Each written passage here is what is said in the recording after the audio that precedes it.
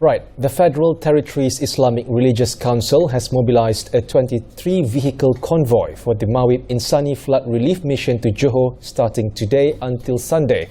Minister in the Prime Minister's Department of Religious Affairs, Datuk Dr. Muhammad Naim Mokhtar, said the vehicles were carrying participants and donated goods as well as financial aid.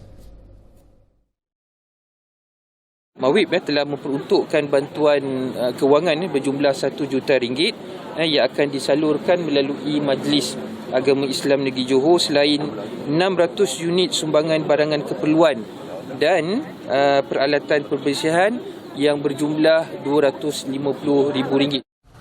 He told reporters this before flagging off the convoy at the Federal Territory Mosque on Friday.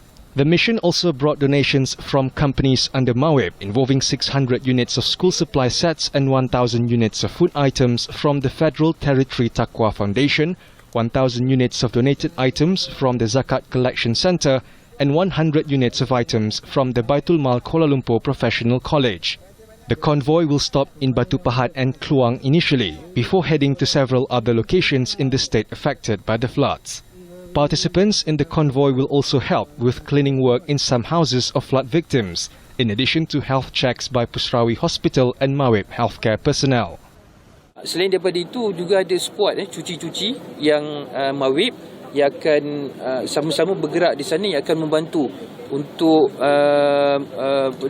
melakukan operasi pembersihan, cucian rumah-rumah, surau-surau dan masjid yang terlibat dalam kejadian banjir ini. The mission is a collaboration between MAIWP and the Easy Prihatin Foundation.